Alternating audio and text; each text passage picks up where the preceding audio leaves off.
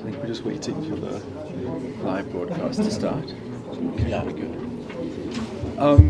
Good morning, ladies and gentlemen, and welcome to the Institute for Security Studies today, where we are going to have a really interesting seminar on the Islamic State, known as Daesh in Arabic. Of course, we all know that the city of Mosul in Iraq was a major ISIS stronghold for the last 3 years. It has fallen in the last week. And the Iraqi government is hailing it as a very major victory in the fight against terrorism. We have here today a very special guest to talk us through this. This is the ambassador for Iraq to South Africa, Dr. Saad Kindeel. He has been an ambassador here since January 2016. Before that, he was ambassador to Finland, and before that, ambassador to Poland. Prior to that, between 2006 and 2009, he was the advisor to the vice president of Iraq, which made him privy to a lot of the high-level decisions on these exact kinds of issues. And before that, he was a member of parliament and also a member of the Constitution Writing Committee. So he has a lot of experience dealing with exactly the kinds of issues we are going to be talking about this morning. Also with us today is Dr. Martin Iwi. He is a senior researcher with the Institute for Security Studies. He has been here for 7 years and is one of the most informed people I know on issues around counter-terrorism in Africa. Now, at the Institute for Security Studies, and more broadly, as people interested in these issues within Africa, we are looking at Iraq and what happened in Mosul with a lot of interest, because there are certainly parallels between what's been happening there and what certain African countries are experiencing, such as in Somalia, Nigeria, across the Sahel, and the kind of problems that Iraq has been facing and the way they have been dealing with them. There may be lessons in what to do and, of course, what not to do, perhaps. And the ambassador is going to take us through a few of those. He's going to talk about Iraq's experience in dealing with terrorism even before ISIS arose and became a very prominent force. He's also going to talk about how they combated ISIS specifically in Mosul, the sort of strategies they employed, and now what happens in the wake of ISIS's defeat in Mosul. Of course, the group is not finished. It certainly still has presence in the Middle East and influence elsewhere. So what is the future in terms of battling ISIS, and what is the future for the city of Mosul and its people? After 3 years of a really devastating occupation, is the liberation going to bring about the sort of freedoms that we would hope to see there? So without further ado, Ambassador, I'm going to ask you to take us away. Thank you, Chairman. I would start with a small correction that the city of Mosul has not fallen last week. It is specifically fallen under the control of Daesh 3 years ago, on 10th of June 2014. Last week or the week before last, it was liberated on the hands of the Iraqi forces. And since Daesh entered Mosul on 10th of June 2014, we all heard and know what crimes they have committed in this city and other cities that they have occupied. I'm not going to go through these crimes because we want to put all these behind us and focus more on the experience that Iraq has built, a unique experience of how to deal with this kind of terrorism and with this particular terrorist organizations. They have soon after they occupied the city of Mosul on 10th of June 2014, they declared, days after that, they declared the so-called caliphates or the Islamic states not just in Syria and Iraq, as they used to be called, ISIS or ISIL, before they enter into Mosul, but now they declared their proclaimed Islamic State, IS, in the world. And that was an effective amount of declaring war on the whole world. Throughout 3 years of occupation, they occupied about 40% of Iraqi land, almost all parts of 4 provinces in Iraq out of 18 provinces, 2 archaeological cities, complete cities that is more than 2,000 years old, the city of Hadar and the city of Namrud, which goes back to the Assyrian Empire, has been destroyed.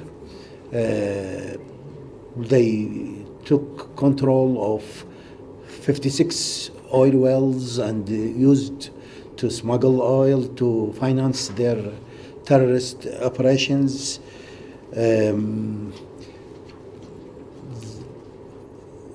Thousands of people, so far no statistics have been completed about how many civilians have been killed under the hands of those terrorists. So many women have been taken as slaves and used as sex objects. Children also have been forced into terrorist and violent criminal acts, and so on and so forth. The list is so long.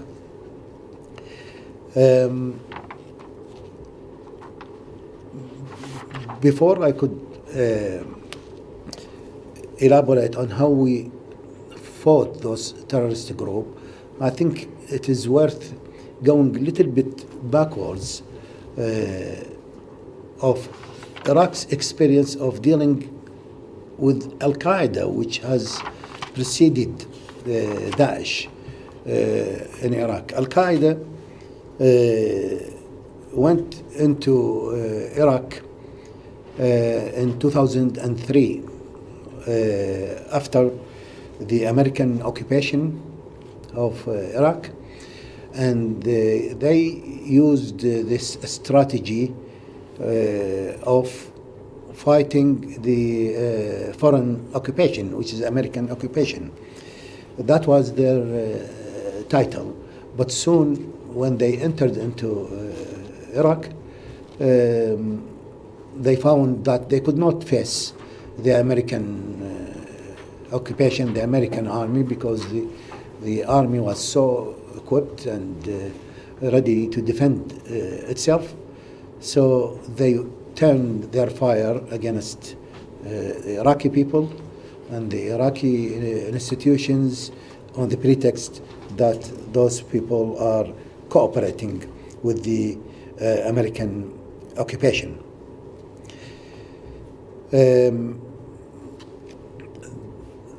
Al-Qaeda, all of them were formed of foreign fighters who were recruited from all over the world, and they usually travel to Iraq through Turkey and then Syria, and then from Syria into Iraq. And most of those fighters were suiciders. That was the main strategy that's followed by Al-Qaeda. They use suiciders to attack soft target in a mixed area of Shia and Sunnis and Muslims, and trying to foment a civil warfare between sectarian warfare between Shia and Sunni Muslims. So they tried to use some supporting cells in a Sunni-dominated area and proclaim themselves as protectors of Sunnis, and then they go and kill and attack Shia on identity basis, hoping to prompt a revenge from the Shia side against the Sunni side, and this is how they hoped to achieve this civil war, and that is how they would thrive in Iraq, by flaring up the civil war and then taking the position of a Sunni protector and trying to hide behind the Sunni people. All this plan was foiled by one single religious verdict, or what we call fatwa, from the religious leader Ayatollah Sistani in Najaf, who has called upon his followers, mainly the Shia, not to revenge against any innocent Sunni, and literally he told the Shia majority in Iraq, which forms about 60% in Iraq, with 20% Sunni population.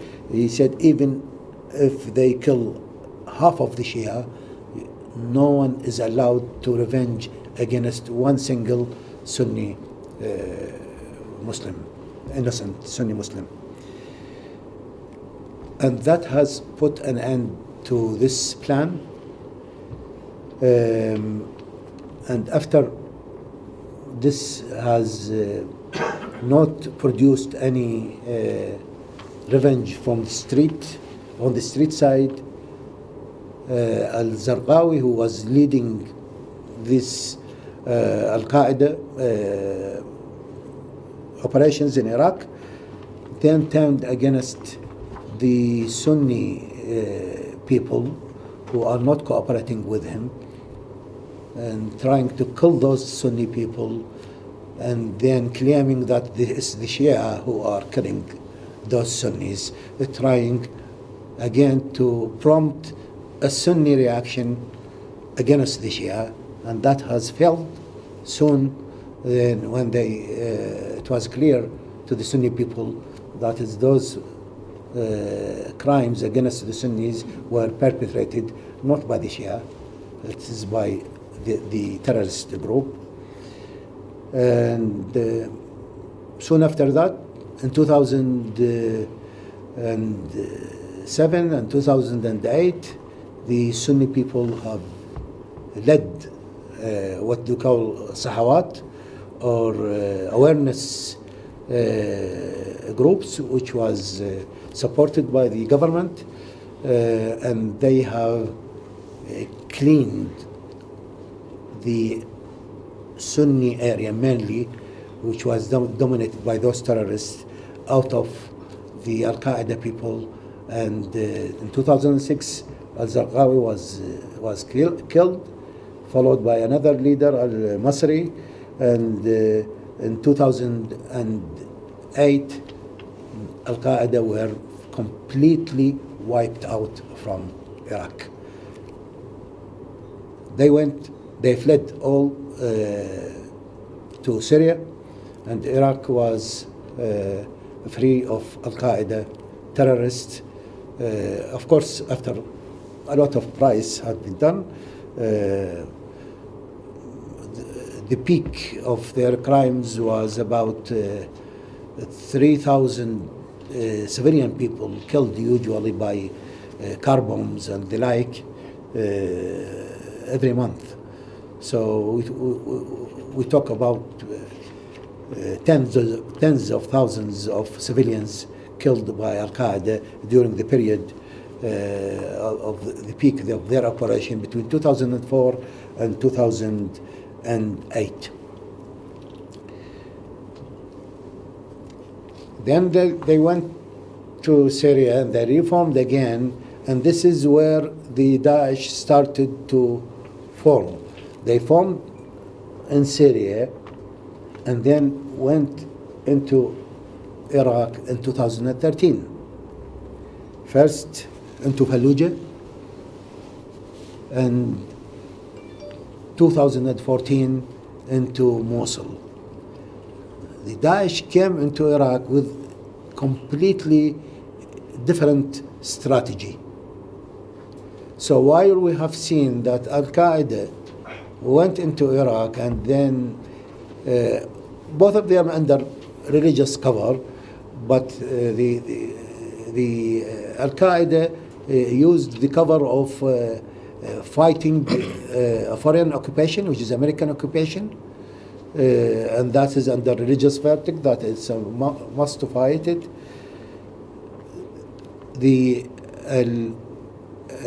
And also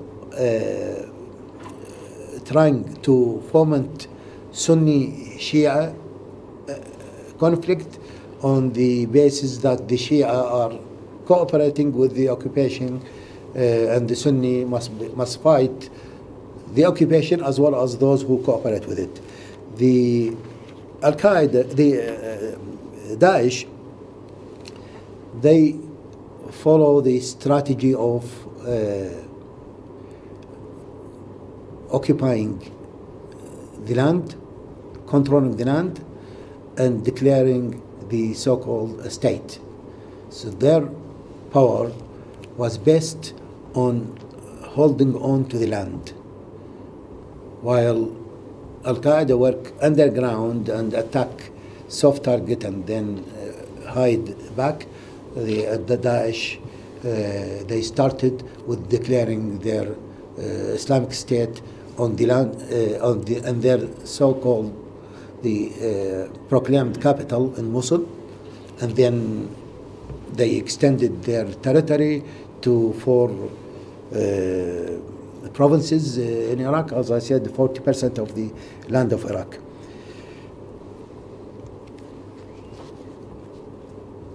So that was one basic strategy, different. The other strategy that's common is that they rely on local supporting cells through the occupying the cities, and also they rely on the local supporting cells to control the land. But to do the fighting, they rely on foreign fighters, and that is another common factor between Al-Qaeda and Daesh. So we have seen Daesh recruiting from more than 100 countries in the world.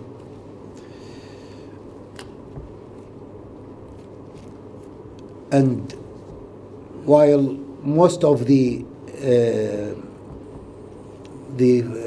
fighters of Qaeda were suiciders, the fighters of the Daesh, the Islamic State, were what we call in Ramasi semi-suicidal. So you would face fighters who would go and fight to gain the land, to control the land, but at the same time they are prepared to kill themselves when they lose the territory, so that they don't get captured by their enemy. So again, this is how Daesh went into Iraq. This is their strategy, how we dealt with it, how we defeated them.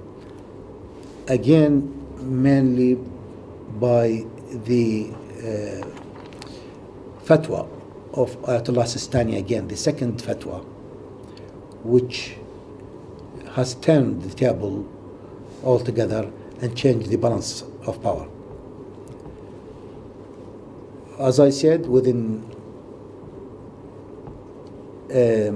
weeks of entering into Mosul, Daesh were occupying 40% of Iraqi land, 4 provinces, and they were on the outskirts of Baghdad, and all regular armed forces, the army, the police force in Iraq has almost completely collapsed. And Baghdad and other cities were almost defenseless. So Daesh were preparing to make an onslaught on Baghdad, and Baghdad was almost militarily fallen. And should Baghdad falls means Iraq has fallen. Should Iraq has fallen, you would expect that other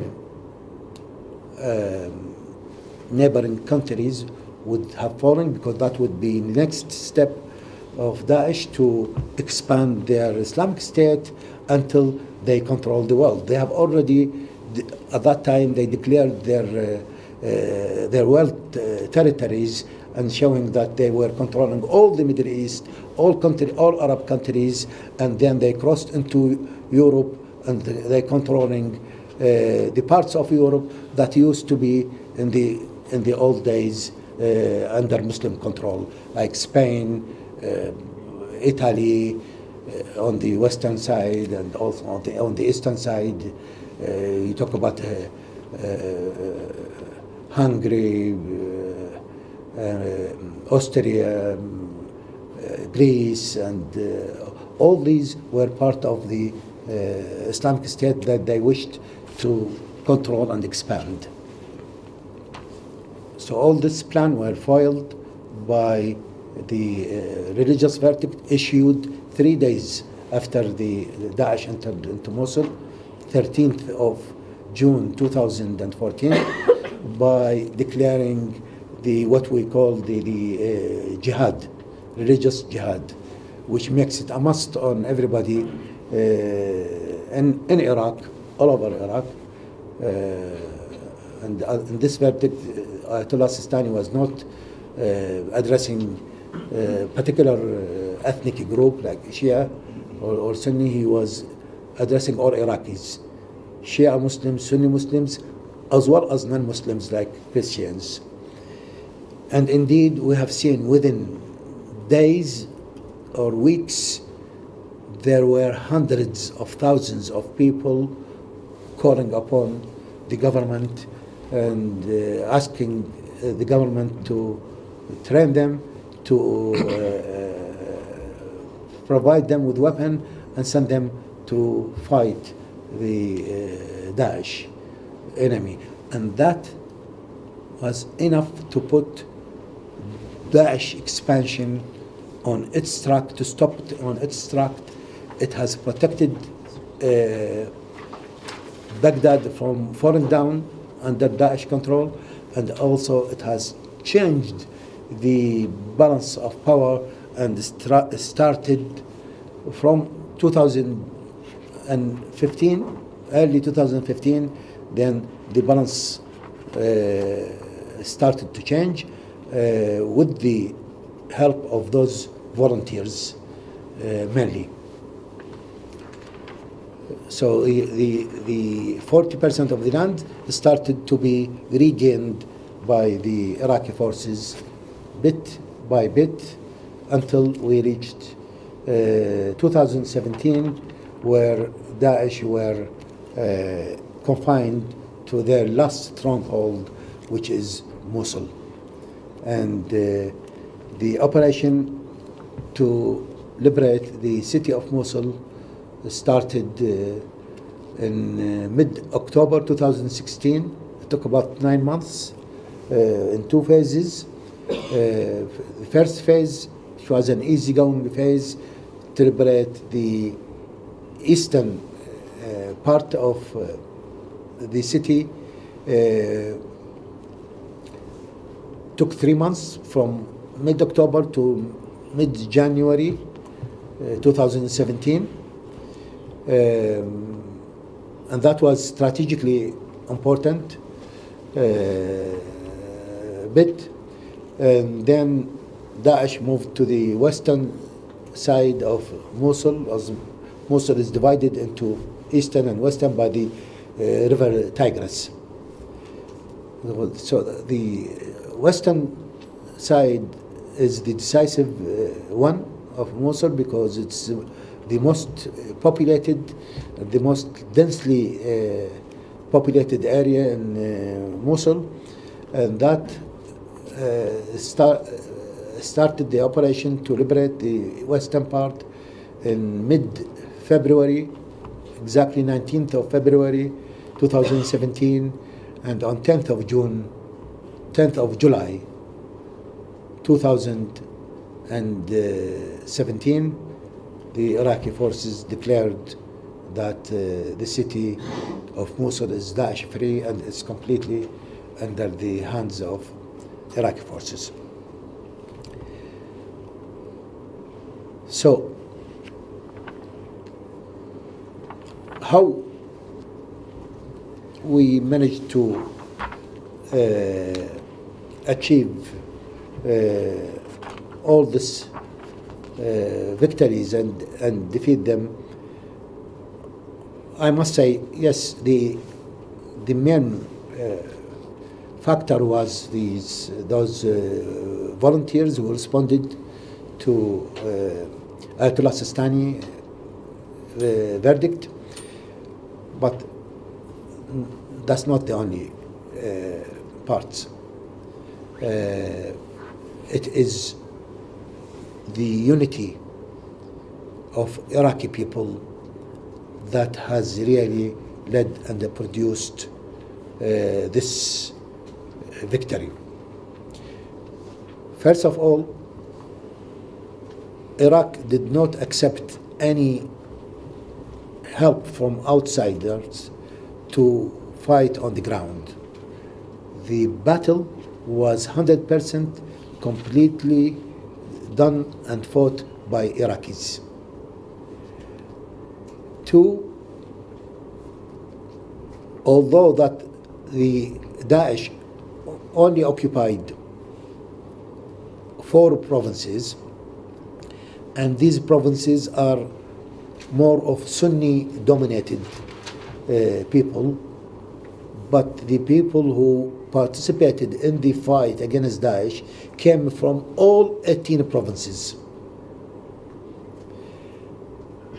All of them joined hands in this fight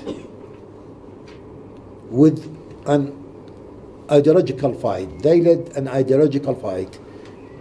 At the same time, the enemy is leading a falsely based ideological fight based on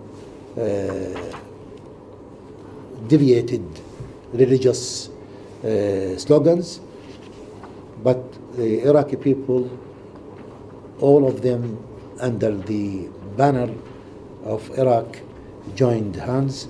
So we have seen Sunni people and Shia people joining hands. We have seen Muslim people and the Christians joining hands. We have seen Arabs and Kurds joining hands. And all of those people, they came, as I said, from all 18 provinces. And not only those people joining hands in the military sense, so that we have seen a military unity as well as political unity. Militarily, there were 6 military institutions, all of them, and they are semi-independent institutions, but all of them are fighting under one command, which is the Commander-in-Chief, Prime Minister Dr. Haider Abadi. This is the regular army, the Federal Police Force, and when I say the regular army, that includes the Air Force also. The Federal Police Force, the anti-terrorist squads, the Kurdish Peshmerga force, the Hashd al-Shabi, which is the people army, or the volunteers who responded to Ayatollah Sistani verdict, and the tribal army, which are made of the locals from the 4 provinces occupied by Daesh. And those last bit, they played a central role because it is their area, it is their land, so they were more of a kind of leaders and guiders of those troops. And all of those troops were having different tasks, all coordinated under one command. And this is how we have demonstrated a remarkable show of military unity of all these military institutions, plus the political unity of showing that Christians, Muslims, Kurds, Arabs, Sunnis, Shia, all of them joining hand in the fight. Even within the one institution like the Hashd al-Shabi or the People Army, we have seen they were coming from all different denominations. The Hashd al-Shabi, for example, has got 120,000 strong fighters. 30,000 of them were Sunnis. 3,000 of them were Christians, and the rest of it came mostly from Shia area. All of this within the same institution. And the same thing, when we look to the army, we see there is no sectarian division as the enemy tried to do within the Iraq society.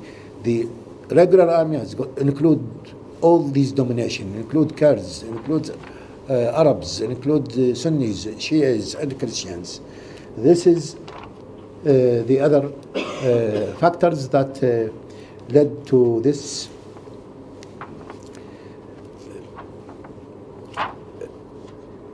victory. And I must also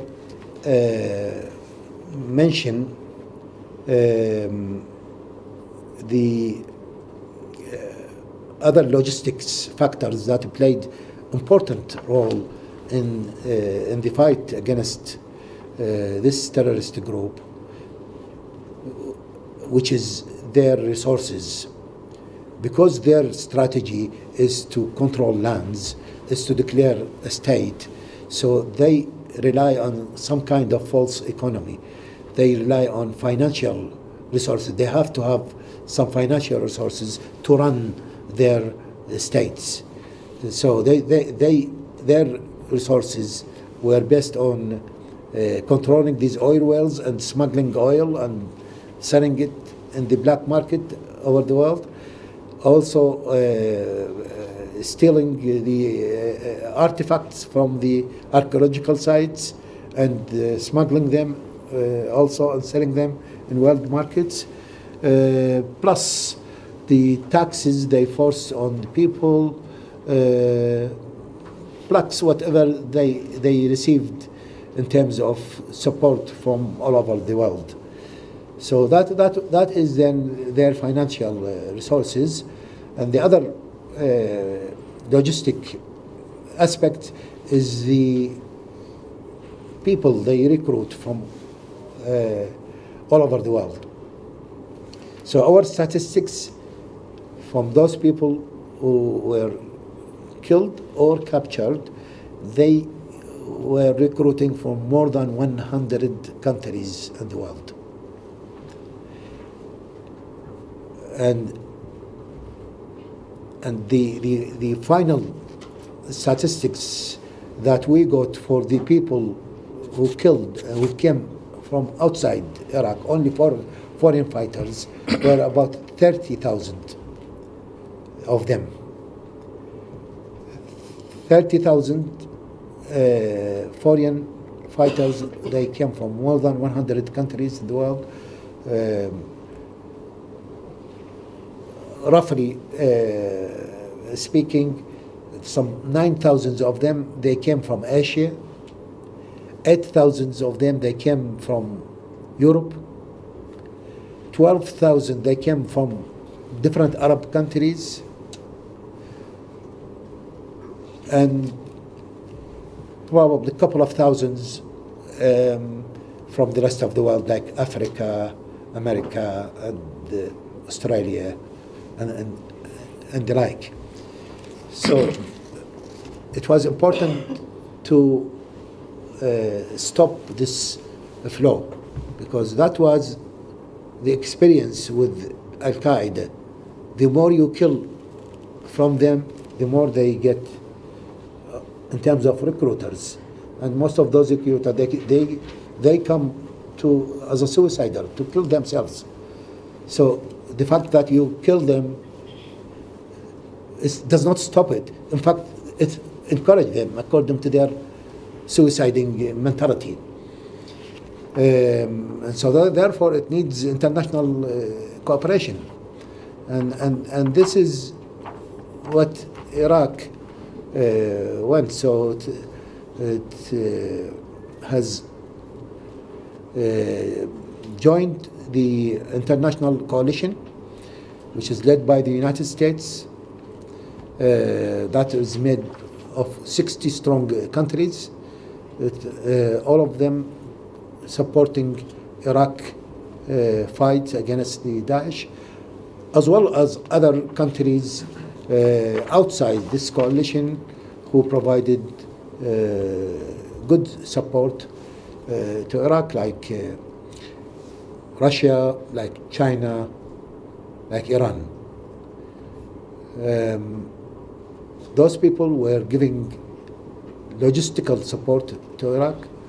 The international coalition were giving air cover to Iraq, plus intelligence cooperation to stop this flow of recruiters into Iraq, and mainly, as I said, through Turkey and then Syria, plus trying to stop the smuggling work and stop selling the smuggled oil and the smuggled artifacts in the world, and in concerted international efforts to dry up these financial and manpower resources of Daesh. So that is the other factors, and of course we must not forget this support of all those countries and nations who stood alongside us in our fight. All these factors joined together has produced this victory.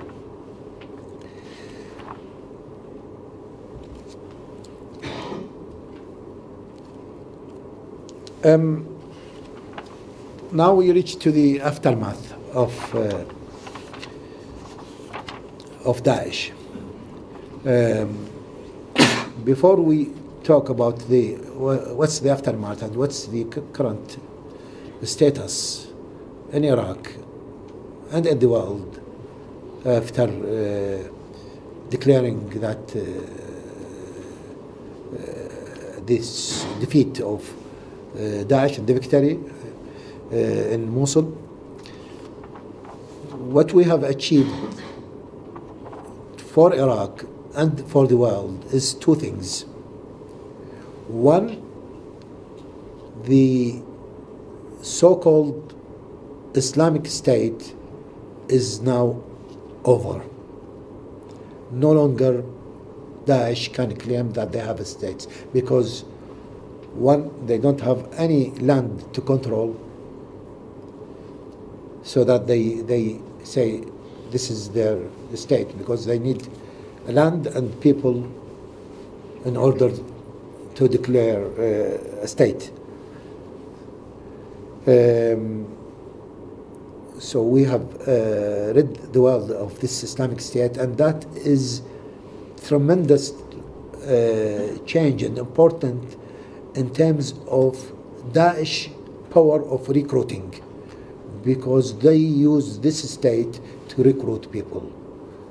People were brainwashed into coming into a new states that is all bright and that's all peaceful and that's all whatever promises that Daesh were giving to their recruiters. Now they no longer they could claim this, and all what they claimed and promised has proved to be false.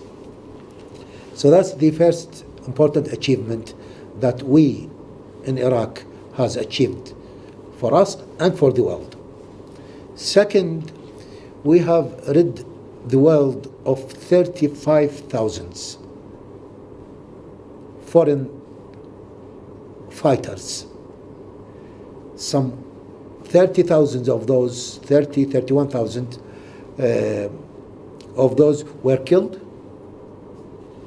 And again, I stress that I'm talking about non-Iraqis. When I say foreign fighters, I mean non-Iraqi fighters who came from 100 countries, more than 100 countries all over the world. And 4,000 of them are captured or are under the control of the interrogation of Iraqi authorities. I have already given you the statistics of the 30,000 who were killed. There are no statistics yet declared about the 4,000 who are captured because they are still under interrogation. But I gave you statistics from who came, how many from Asia, how many Europe, and the rest of it. So now, should we have lost this fight against Daesh? Should those 35,000 have been free, then they would have filled the world with their evilness. So this is what we have achieved for the world, is that those 35 people are no longer a threat to the world.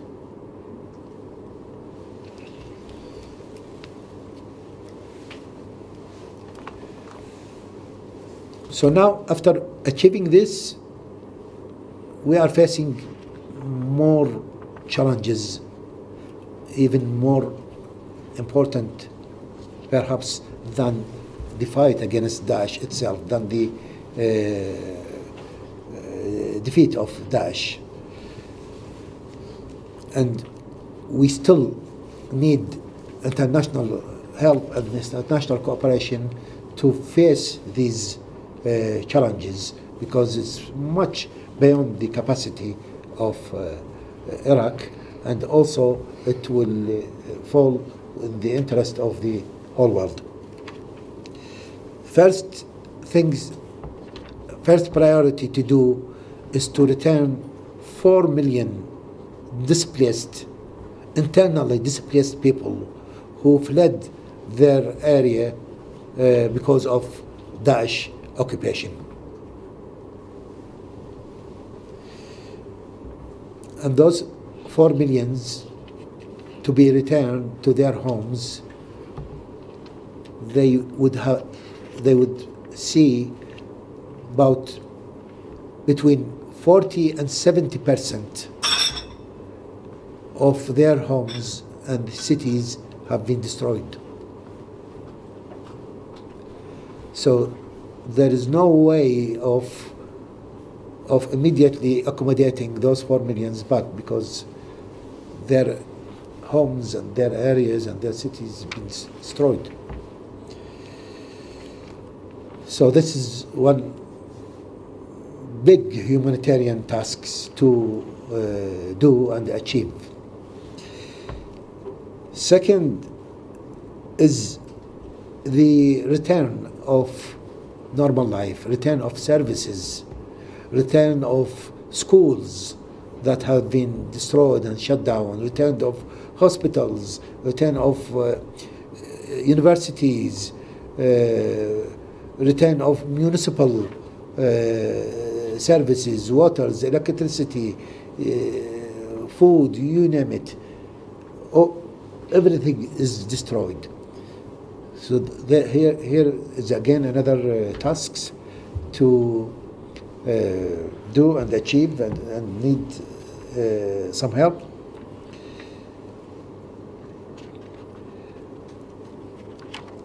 And then the social damage, the rehabilitation of the society. Before I talk to the rehabilitation of the society, let me elaborate on the maybe easier bit, because that's the most difficult one. The easier bit is the economic damage. It's the damage to properties, to the homes, to the infrastructures, to the roads, to the bridges, the buildings, markets, hospitals, everything that's been destroyed. This is an estimated total of 100 billion US dollar, and Iraq has already put a plan of that cost that much, 100 billion US dollar in a over 10 years period, and already called for international countries and donor countries to participate in this efforts. Again, this is something beyond. I call it this easy bit because this is money with the help, international help. Once money is available, then you can do it.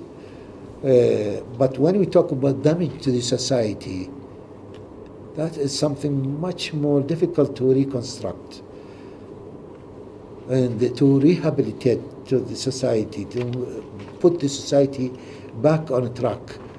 Because how Daesh destroyed the society is, one, they took women and used it as a slave, as a sex object, and thus has inflicted a severe blow on the position of women in Iraqi society. And then, more serious, the damage they did to children, is that they took the children out of their families, they took them out of their schools and put them in their own schools, which teach them violence, terrorism, and force them to use weapon to kill, sometimes to kill their neighbors. And this has produced some antagonism between different parts of the society, because you see one family has used their child to kill another member of another family, and then when Daesh is out, you would expect some revenge action between all those families who were hit and forced this. So we need a kind of reconciliation processes and to bring the society back into peaceful coexistence, into this reconciliation. So this is another issue that's going to take a long time to rebuild the nation, and also the need of international organization, international help is paramount for Iraq to achieve this. This is generally the main challenges that's facing Iraq in the aftermath of Daesh. Of course, not to mention the security side.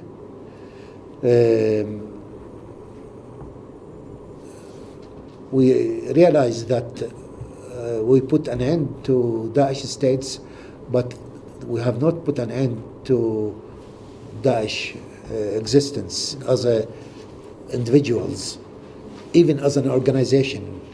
So some of them have fled back to outside Iraq, to Syria or Turkey or other neighboring countries.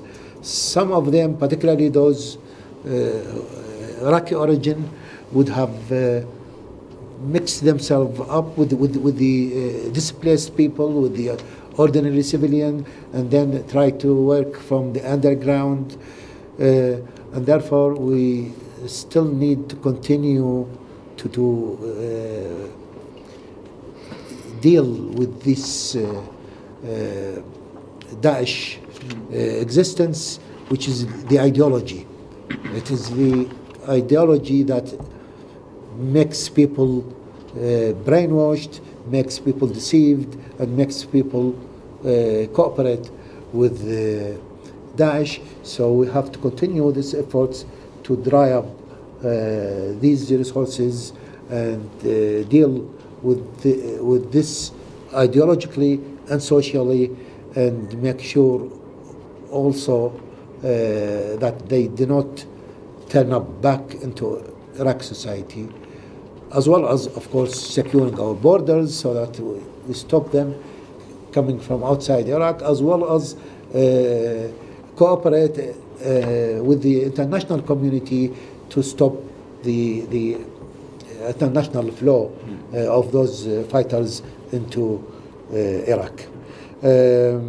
Ambassador, thank you. I think if I may stop you there, that was a really fascinating overview of where Iraq has come from in dealing with this issue, how it has dealt with it, and the challenges that lie ahead.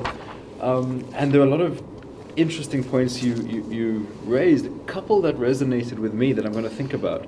One is how you said that sort of the fatwas issued by Ayatollah Sistani, how they changed the ideological foundations of the sort of issues, and how that really helped to sort of encourage the government to take on this threat. And I was wondering who, when we're dealing with Boko Haram and Al-Shabaab, Al-Qaeda in the Islamic Maghreb, who are these people in this context that can change the ideological framework in that same way? And how can they be pressured to do so, and what should they say to change it? It's definitely something worth exploring. Another one that I thought was really interesting was how you said that when it comes to the actual fighting, it was Iraqis doing the fighting, and it was a deliberate decision not to use foreign troops. And especially in contexts like Somalia, where, AMISOM is really leading the fight against Al-Shabaab, that's pretty much all foreign troops. Is that a mistake? Should we be reconsidering how we confront these issues in Africa? But now for a more formal response, I'm going to ask Martin Iwi to give a few comments. Thank you, Simon. My task was basically to respond to the ambassador and to contextualize the debate. That is basically putting it within the African context. It's a huge task, especially given what the ambassador has said. You said a lot of brilliant things. Not all of them I do agree with. There are some. But I think we are here for that. But really, I think the ambassador is right. Mosul was really pivotal, in terms of defeating ISIS. And I think it could really herald a new dawn, for the group and for the Iraqi security, as you have said. But I think it has not come without a cost for you. You didn't mention the cost to the Iraqi government in terms of casualties, which I think it's not your fault. It's coming from your government, which they don't want to release those kind of details. But what is going on is that I think if you read the Washington Post, they will tell you, it cost the Iraqis 1,000 soldiers. I don't know whether that's true, but this is what the media is saying, that the cost to the Iraqi people was really enormous also at the security front. And then there is the debate on the humanitarian catastrophe, the one that you've mentioned, which you estimate to be 100 billion. I don't know whether that 100 billion is for the whole of Iraq, but Mosul, according to the United Nations figures, is that $670,000 million are needed to repair or to rebuild, reconstruct Mosul. For me, when I read the figure, it was really peanuts. Given 670 million? Yes. Or billion? Million. No, that's not...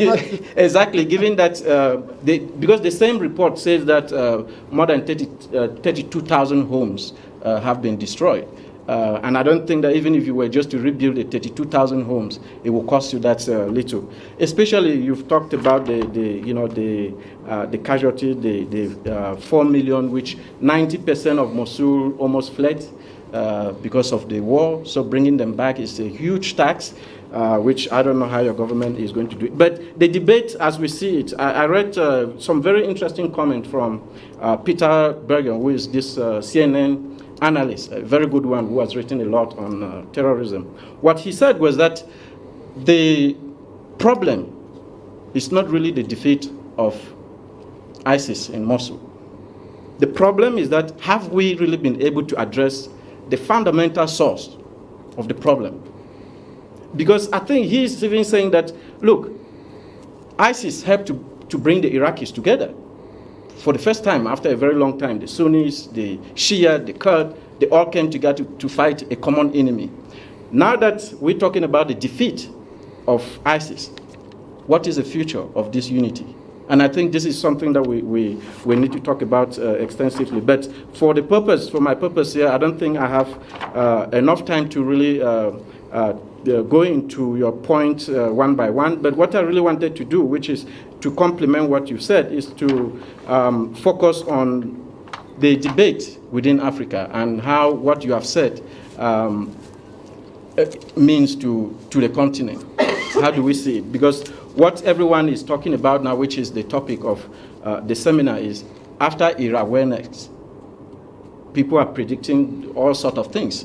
No, it's going to be Africa. No, it's going to Asia. I had a very good conversation in the plane with a colleague who was sitting beside me, and I told him about this seminar. He said, no, but ISIS is going to Indonesia.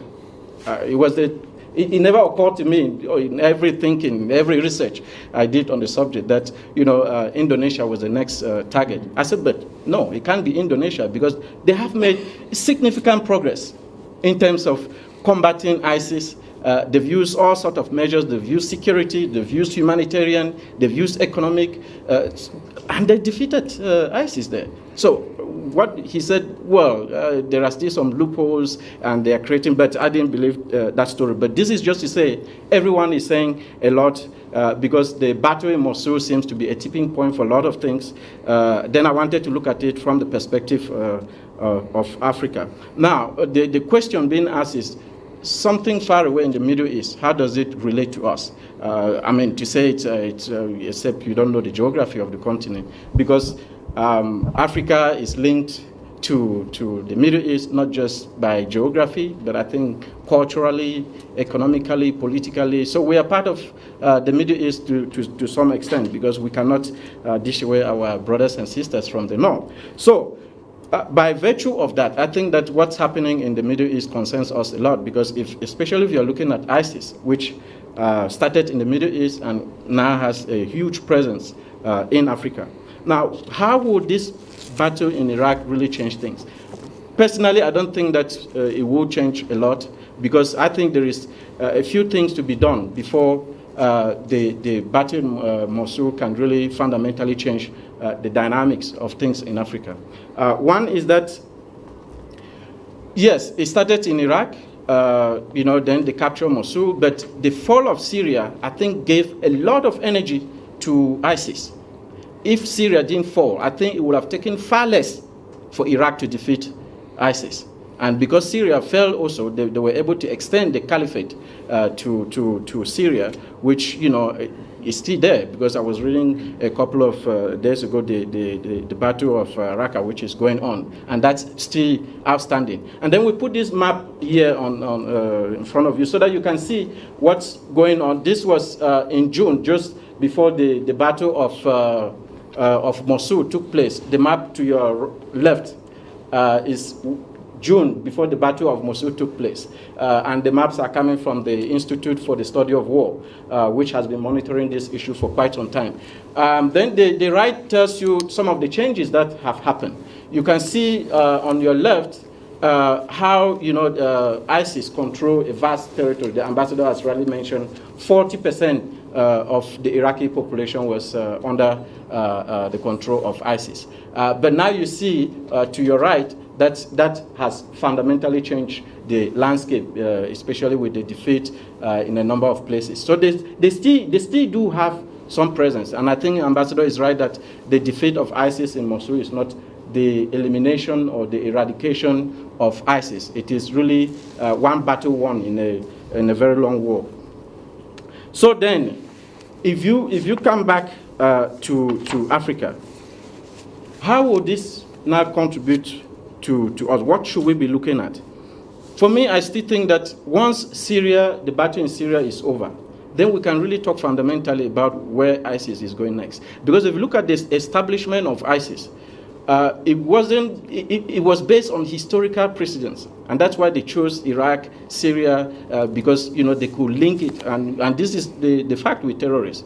They have to be able to link it historically and make it appealing to a lot of people. So for it to be able to move to somewhere else, they will have to have that logic, that's appealing historical context, to a lot of people, which I think that they won't have it now. And that's why I think they will not move to Africa. What Africa will continue to represent an important place for them, but not as the center of the caliphate. Because if you see, you mentioned 10 June when the caliphate was declared. Now, what happened here on the continent was that in Egypt, in Libya, I think a month later, we had caliphate, the Benghazi caliphate. We had caliphate in the Sinai Peninsula in Egypt. And then, of course, the Boko Haram caliphate came in August. So which means that we are really part and parcel of that Middle East dynamics, especially when it comes to terrorism. And that's why, what is happening in Iraq, for us, what we should draw from there should really be the lessons. And that's why I'm very happy with the context that you've provided, the strategies that you've used. The one that you mentioned, which is really striking, which I think Simon also raised, was using a fatwa against fatwas. That has not been done. We've still been looking, we've been talking to fellow Muslims, we've been talking to clerics, those who have the clout, the religious clout to really appeal to people. They have appealed, but I don't think they've come close to really declaring a fatwa that the society took seriously to really counteract what the ISIS or other terrorist groups like Boko Haram have done. So that's still a challenge, and I think it is a lesson that we need to really take on board. Africa also will really serve as a resource part, because now they've lost Mosul, so they still need a lot of resources, as you mentioned, to run the organization. And where would they get that? I think that's where Africa comes in, because they can get a lot of resources from this continent. We have a huge black market of everything. So if they can still go to Nigeria and still manage to sell oil without really wearing hijabs or some other Muslim identity, and still get the money and finance things back where they want. Or they go to diamonds, as some other groups have done in Sierra Leone, in Liberia, somewhere here, even in Zimbabwe, where we've heard. So Africa will continue to represent that, and I also think that, because if you look what happened initially when ISIS started, and then we had African foreign fighters going there. What came out of it was the problem of racism, that the black color was not really put at the center. It was marginalized. And I think, they also reacted. And I think that will play a role which will really hinder ISIS coming here. We can act as satellite for the Islamic State, as we already do, because we have ISIS presence in Somalia, in the Sahel, in West Africa, and so on and so forth. But in terms of having that typical center, I think it's not going to happen now. Things will have to change fundamentally for us to arrive at that point. What I just wanted to note here in concluding is that if you look at the cases of Al-Qaeda in the Islamic Maghreb, the case of Al-Shabaab, the case of Boko Haram, what it tells us is that, and of course Libya, Libya and Egypt, is that to reclaim territory from a terrorist group does not mean you've defeated that group. What it actually means is that if you were to follow Boko Haram, they just transform into something else to become a guerrilla movement. And I think in Iraq, ISIS will still come to fight back. And the question I wanted to ask you, Ambassador, because you've talked a lot about the aftermath of ISIS, was what is in place, what have you put in place to address the fundamental issues that led to the rise of the Islamic State, particularly when it comes to that Sunni-Shiite tension? Has it been addressed? Because you said it rightly, ISIS has really exploited this to the extent that they've divided the country. But now it became also a rallying point for the country. Now that if ISIS is defeated, what the future will look like. Thank you very much. Thank you, Martin. We're going to end the live broadcast now. So I'd just like to say thank you very much for watching, and I hope this was informative. Okay, now we can all relax. We're going to do a Q&A session now. This Q&A, everything prior to this